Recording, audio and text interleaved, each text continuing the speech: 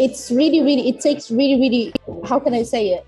I'm not, it's going to be proper if I say it, but it does really takes balls in order to go and face them and talk to them. I have an idea and I have a project and I believe in that.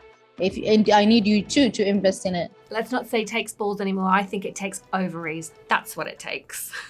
Welcome along to Her Huddle, the show where we celebrate the incredible women that we have in the NFL and around American football more widely. Make sure you head to the NFL UK YouTube channel to check out our previous episodes with the likes of Kay Adams, Rachel Bonetta, Dawna Ponte, Phoebe Schechter, Erica Tamposi, Sam Rappaport, and many, many more. But today, to celebrate Women's History Month, we've got a truly special conversation with a woman who has had to fight every step of the way to play and grow the game we all love. Her name is Fouzia Madhouni. You're going to absolutely adore her, so make sure you stay tuned. But first of all, we've survived 6 weeks without football. We're re-establishing what on earth you're meant to do on Sundays. And there's 2 women I know who have been through the absolute ringer with the quarterback carousel that has been this free agency. Liz Banderi, Ash and the NFL, that is literally your official nickname, surname even, at this point. It's so good to see you both.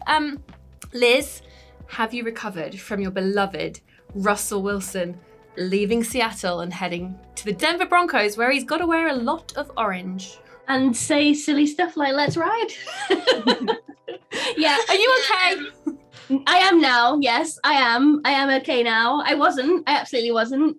And I'm sure we'll go into it later. But the main thing was because I can't see him being anywhere else other than Seahawks. But it's happening, it's happened, and fingers crossed getting someone like Baker Mayfield instead. Careful what you wish for, Ash.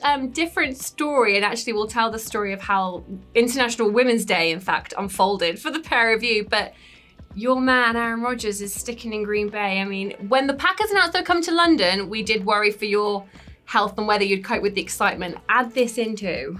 Yeah, I mean, fair to say I completely lost it. It was just absolutely wild. I'm super stoked. And I think it is funny. I keep seeing this phrase plotting around on Twitter.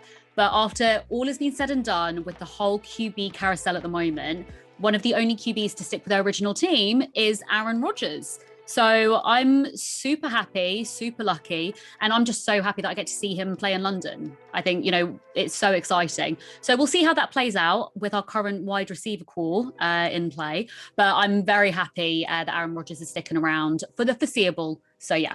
Have you seen the meme doing the round? And it's that really famous old advert, I think with Cam Newton, and there's that little kid like warming up to like throw the ball and catch the ball, and everyone's like, that's going to be Aaron Rodgers. Yeah. He's going to be throwing it to himself. But I do want to tell the story because it's still been probably my favourite day of the off season so far was International Women's Day. And now not just because we all got to walk around like the queens we are for the day and for sure. deal with the trolls on Twitter going, when's International Men's Day? It's in November, be quiet. But it was the way it unfolded. And we have a WhatsApp group with Annie, our wonderful producer of Her Huddle, who like me is a Rams fan. So we're still basking in the glory of a Super Bowl victory and watching this unfold as International Women's Day. Aaron Rodgers, the big news comes that he's signing this huge deal, $150+ million guaranteed. And the first thing I say is, well, he had to steal all our thunder on International Women's Day. Ash is literally high as a kite with joy. Then literally 2 hours later, the Russell Wilson going to the Denver Broncos moves break. So, okay, you've shut down the Aaron Rodgers debate, but then we've got this situation on our WhatsApp group where it's the best day of Ash's life coincided with Liz sinking into this like morbid, like, what do I do now? Like, why? I'm so upset. But it got you some great content because you did some great TikToks out of it. So It did. It helped me. It really helped me. Yeah. And then obviously with Bobby Wagner as well. And then I was like, second story. So yeah, I'm grateful for the content, guys. See, tragedy, personal tragedy feeds creativity. So lean into it. But look, I want to know, it's been a wild free agency. There have been times in the last couple of weeks where I've simply had to put my phone and Twitter away because it is too much. Ash, when it's all said and done and all these moves are still sort of figuring themselves out, there's still a few bits of the puzzle to fall into place. What's the biggest move of free agency been for you? Obviously, it's the Davante Adams loss. I'm still in mourning. I'm still wearing black as much as I can in my outfits on a day-to-day. I think that's I don't think I'm going to realise it until maybe like the first couple of games come the regular season. And obviously I was super excited to see Davante Adams play in London as well. I think I jumped the gun on that one, was ranting and raving about the band being back together. I don't know whether I jinxed it, but yeah, him going to the Raiders was, and still is, just a bit of a fresh, it's a huge loss. I'm super excited to see what he does with the Raiders. It'll be exciting to see, him and Derek Carr back together. But that for me has been the biggest one so far. But just like you said, this free agency period, I don't think I've had a 24-hour respite where there hasn't been breaking news or another like blockbuster trade in the myths and stuff. So, I mean, each day I'm just kind of waiting on bated breath to see what else free agency kind of throws our way. But for me personally, it is the Davante Adams loss for Green Bay. So we're kind of licking our wounds with this one. So we'll see what happens with our wide receivers on that front for sure. He really wanted out of there because with all the reports saying that Green Bay offered him more money than the Raiders, but he was no thank you, goodbye Wisconsin, hello Las Vegas, where I can have a lot more fun. Liz, I know the worst day of your free agency, obviously. Has there been a highlight at all for you, a suffering 12? I think it's interesting that Brady's come out of retirement. Well, yeah, there is that. I mean, I know it's not technically, it's obviously not really for a free agent move, but yeah, I think it's interesting he's come back out considering he was completely gone. So God knows what Cristiano Ronaldo said to him that day, because he obviously said something that made him stay, right? Yeah. He literally said to him, "You're done, right?" And Brady went, didn't really say anything. I have a whole theory. Would you like to hear it? Yes. Go for it. He says he wasn't ready to make the commitment. We discussed at length that, that he didn't say the word retire. Okay. He spent some time at home. I'm not going to make the jokes about spending time with his gorgeous wife and his beautiful children that he couldn't hack it because that's rude on them. But also you are a long time retired and everyone says that. So if there's any part of him that's going, actually, I've still got this. I know I've still got it.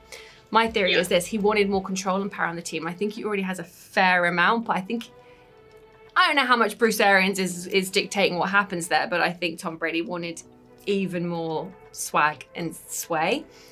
He goes to a Manchester United game. The Glazer family own both teams. It's not a coincidence that it's the very next Monday, having been in the game on the Saturday, that he announces that he's coming back. So I think he had the conversation, they ironed it all out. And I think by the time he spoke to Ronaldo on the field, it was already job done. Yeah, that is sneaky of Ronaldo. Yeah, and then look who comes back straight away. They're re-signing everybody. I know Gronk's still out there, but he's the worst negotiator in the world, basically saying, "Yeah, I love to play for Brady, so he'll get paid peanuts in order to play there." If Edelman suddenly does the same, because they've been having workouts together, him and Brady, haven't they? Imagine if that happens. Do you imagine? Yeah. Yeah, probably. His knees can't handle that. Edelman's knees can't handle that. Hot take from producer Annie. Hot take, the knees. The knees. It's all on the knees. Look, with all the moves then, and I know it's still really early days, we've still got the draft and we've still got OTAs and minicamp and training camp and preseason games that will tell us next to nothing unless it's the Rams when you're paying attention to the Super Bowl and you've got players making big plays who did the business in August. What team, as it stands, are you currently most looking forward to seeing come September with all the moves that they have made? Liz? I'm probably going to say Raiders, actually. I think they had quite a good season last year. And I think with some of the moves they've made, this could be the season that they get further along. Yeah, I think out of all the teams, they're probably the one to watch for me. Oh, so I'm going with the Bengals again, actually. So I think they have been quite under the radar with their free agency moves, but looking just over the past couple of days, kind of just keeping a few little tabs on them, they've made some really interesting moves, especially in helping the support to protect Joe Burrow. They've made some stacked moves in, what they call their glass eaters and stuff. So I think they're going to be another team to maybe watch this season. And considering what they did last season, they had that fairy tale season, getting all the way to the Super Bowl. They're going to be, I think, really exciting to watch. And just as long as everybody stays healthy, then they could be, in with the running again. So I think they're exciting as well. But obviously my Green Bay Packers. But another team, yeah, I'm going to go with the Bengals for that one. I've got to say, if we got through free agency and the Bengals had done nothing to reinforce that O-line, they would have been in a world of trouble and criticism, because I'm fairly sure Joe Burrow is still shaking off some of those hits he took in the Super Bowl. For me, I love what the Chargers have been doing. They are going all in on Justin Herbert's rookie contract, JC Jackson, Khalil Mack. They've still got Jared Everett there, Mike Williams. I'm like, okay. See what you guys are doing. Notice that apart from Ash's Homer mention of the Green Bay Packers, we've all picked AFC teams, by the way. Yeah. Oh, we have. Can I just say, I always forget that Khalil Mack has moved. That was right at the beginning of free agency. It just shows how much has happened. But Khalil Mack for the Chargers, what a steal. For them. So that whole division, though, is just absolutely nuts. I cannot, for the life of me, put one team at the top at the moment. So as far as divisions goes, those are the guys that I'm going to be making sure I have on at least one of my screens every Sunday, just to kind of watch what happens there. This, I have to say, was the thing that really bamboozled me with the Russell Wilson thing, because I was like, getting into the playoffs in the NFC West has been hard enough the last few years. AFC West now, it's even harder. Absolutely wild. Girls, so great to chat to you as always.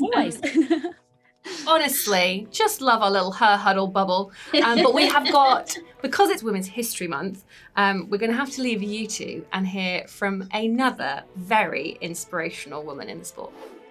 Fazia Maduni is an athlete and activist who's overcome poverty, racism, gender discrimination, and breast cancer on her way to launching a youth football academy in Morocco.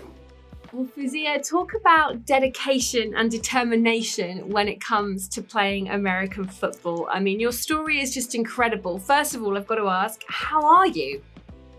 Actually, I'm doing great. So when I was in the States, I thought that I'm gonna have a surgery when I be back. So when I came to my country, I had to do a checkup, and things, I guess, are going well, and I'm not gonna have a surgery. So. Oh, that is such great news. So where sort of are you on the whole journey with your breast cancer? Are you through the worst of it, we hope? Actually, I'm still treating the second phase of breast cancer. So it's the second time I'm having it. I finished the radiation, and I finished all the heart treatment. Now I'm doing like hormonal therapy. It's like a monthly shots. I do it every month for the rest of my life. Oh, well, hey, whatever works, right? I have to say, you look fantastic. You look very healthy. I want to speak to you about this American football journey you've been on. But first of all, I want to know what life was like for you growing up, because your story is so different to a lot of women in and around this sport. So tell me about what it was like growing up for you in Morocco. So basically, I grew up with my mom and two brothers. My mom and dad were divorced, and we lived just in one bedroom apartment for our whole childhood. So it was really hard for us to do sports, because we could cover only the necessary things, which is like school and barely like the books in order to study. So it was really hard for us to commit any sport. So I became like an aggressive kid. So I guess that was my reaction, of all that was going on. So I was really aggressive. So she took me to Taekwondo class, and from that class, my love to sports grew, and I wanted to do sport no matter what. And I guess that's it. I have to say, I struggle to, just talking to you now, I struggle to imagine you as an aggressive person in any way, but then I haven't actually seen you on a football field. So I imagine it's like a slightly different scenario. Where did your love for American football, playing it primarily, where did that begin? How did you discover this sport? Because it's not particularly a big sport in Morocco. I was studying English at the university, and one of my classmates, she posted a picture with the helmets and pad. From there, I was like, I want to do this. It took me a while she took me out there. But when I was there, I really enjoyed the game. Yeah, I mean, it was like discrimination concerning the girls and the boys out in the field. Only guys can play. So did they literally just tell you you weren't allowed to play? How did it work? Did you have to set up girls' team separately? What was the... No, actually, we were supposed to play. I mean, in the pictures, we are allowed to have fun, so they can post about us, and for the social media coverage and everything, everyone like seems like they are playing, but in real life, that wasn't the case. We were like playing several, I mean, warm-ups, and we were doing we were like kind of cheerleaders in that sport. I try to solve this problem from another perspective, which is having partners that are gonna support the game, not only advocating through WhatsApp. I mean, social media. It's just all about like making connections that can help really and sponsor the game. This is how I see it now. So you're at university, you're sort of allowed to do the warm-ups, but you're not allowed to actually play. We know you've set up your own academy since. How important was that discrimination in motivating you to change things for young women coming in the future and following you?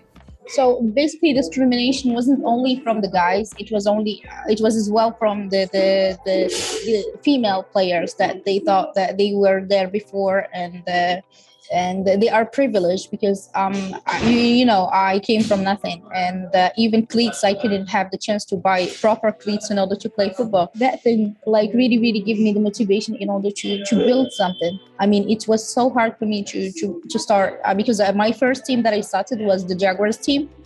Before building week in Morocco, it was the Jaguars team. I was playing with them, and we managed to play the first African female cup in Egypt, and we actually beat an American team.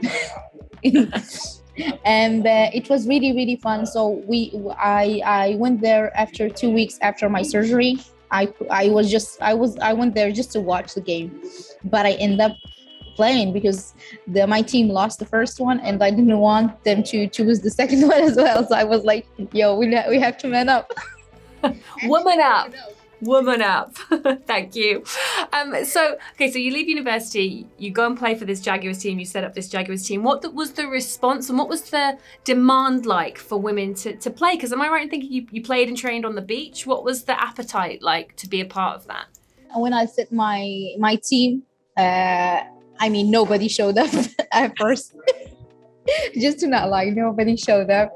It was really hard for me to gather girls. I mean, when I was in the train or when I was in a transportation, whenever I see a female, I was like, "You want to play football?" I became that creep who asking people to join. So whenever I see somebody, it was like, "Yo, you want to join? You want to join?" So it took me a lot of time and a lot of players that showed up. One day I had like 20 on the field. So I was like, yo, this is working out somehow. But yeah, I guess when we start promoting the game properly, we really some women really wanted to try out and wanted to see if they are capable of, with convincing the parents, of course, because of the culture and the society. They are not going to let their girls to play American football. I mean, it's really hard. That's one thing I'm really intrigued about, because Morocco is predominantly a Muslim country. There are strict and quite rigid roles for men and women still. Has that been one of the biggest barriers that you've had to overcome in getting people to open up what girls can do? So in Morocco, with the it's up to the culture that we are in. So the society, as I can say, the society, they are really judging, and also the people, mostly the people, but the government, they are really supportive. If you are having a good idea, they will support you. So basically, my academy is supported by the government in Morocco. They provided us with the field the t-shirts, mostly everything. But it's really, it takes really, how can I say it? It's going to be proper if I say it, but it does really takes balls in order to go and face them and talk to them. I have an idea and I have a project and I believe in that. And I need you too to invest in it. Let's not say takes balls anymore. I think it takes ovaries. That's what it takes. I love that. I thought you might. It's just so interesting, isn't it, then, that you've got all this backing from the government, but it's just society and regular people that they're the minds that you have to change. We so often think of it as being the opposite way around. What have you done to ensure that these young girls are given the opportunity by their friends and families to come and join you and play this great sport? So as I told you, I was playing with the girls in my age when I was with the Jaguars. So most of them, they play football just for fun. So I wanted more from football. You can say that I was greedy, but I really wanted girls to make it from football. So I knew that my health situation will not be making me, able to play. So I thought about creating something which is educating through sport. So I was thinking, and I wanted to do the academy. So the academy was educating through American football, because I want that young generation to believe that they can achieve a lot through football. And me coming from nothing and making it to the Super Bowl and being recognized by the National Football League is something never been done before in my country or the African continent. So I just gave them an example of what simple things that they could be achieving. And by creating the academy, I was like, yo, I know that you don't have access, but I'm gonna give you that access. So let's do it. We all gonna do it, and we all gonna make it. And now we are partnershiping with a lot of schools in order to give scholarship for the girls in the future. So that's just so brilliant that just you've taken this idea and you've created this academy, We Can Morocco, and it's going from strength to strength. I'm intrigued, if you don't mind me asking, how you've managed to keep it up and keep pushing it forward whilst, dealing with your health issues and fighting breast cancer, because that's something that takes up a lot of energy. So the fact that you've still been able to have We Can Morocco thriving is utterly remarkable. Sometimes you don't need that a lot of people to cheer you up. You just need two people that can work with you. So I have those two people. So actually they are three. They are badass and they are all women. My board member of We Can Morocco organization, they are really working hard. They're helping me figure out how we're gonna plan several projects at once in order to make this happen. So we are keeping signing collaborations, keep signing with sponsors, keep gathering people that are gonna believe in us. So of course, we have a lot of people that don't, but that's fine. We don't have a problem if you have a different opinion, because that's what's gonna be. It's gonna be just an opinion. So we really work hard in order to make people help the vision that we are doing. Now we I guess if we counted all our people that we collab with, we're gonna be the first in Africa that has a lot of sponsors. That's fantastic. It's such great work, and like you say, you just need a few good people in your corner and you can do anything. I want to talk to you though. You mentioned it already, your trip to the Super Bowl. Did you ever in your wildest dreams, when you were trying to play this sport and just having to do a warm-up and then go stand on the sideline, think that you'd end up at Super Bowl 56 in the stunning stadium that is SoFi? Oh man, I'm gonna cry if you tell me about it. So that was it was one of my wildest dreams to go to the Super Bowl, but I didn't know when. Imagine that your biggest dream has been achieved in a period of time, and now you have to think about other dreams to achieve. Going back, I always think going back is a good dream to have. You've got to get there again. Yeah, maybe I'm gonna go with my mom one day, because she didn't believe that I'm gonna make it at first, but now she does. So I'm just gonna make her go to the Super Bowl one day. And who were you rooting for? Were you rooting for the Bengals or the Rams, or did you not really care as long as you had a good game? No, actually, I'm a Bucks fan, right? And so yeah, I'm Tom Brady fan always, and I'm so happy that he come back, because I was about to say, how horrible for you were those 40 days when he wasn't playing football, and how relieved were you when he was like, actually, guys, here I am. I was depressed. Oh, no. I mean, for you to say that when you think what you've been through, what you've overcome from, racism, gender discrimination, breast cancer, and the thing that puts her in a really dark place is Tom Brady retiring. No, listen, Tom Brady is I don't know how can I say it, but he's my idol. So imagine that I was expecting that they're gonna make it to the Super Bowl. I was super hyped. They did it. That was my first heartbreak. Man, He announced the retirement, and I was like sick. I had like my stomach was itching that day. Your stomach was itching? Yeah, I did some Moroccan things. So I love that. I might have to start using that one. My stomach is itching. That's a great saying. So I've been like really mad, and I thought that I'm gonna never see him on the field. But this year, if they are making it to the Super Bowl, I'm gonna go. Or just get to Tampa. We can get you to Tampa for a game. Surely that can be done. No way.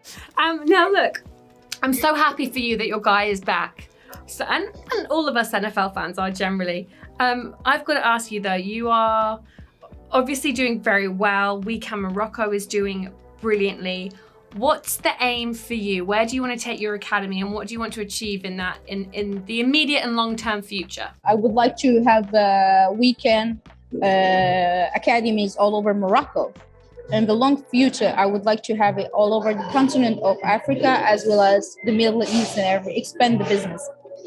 Because I really would like to help the girls that they couldn't be helped when they are young, and also give access to them and make them believe that they can make it to the NFL. What is it amidst all this and all the difficulties and battles you've gone through personally and in terms of football?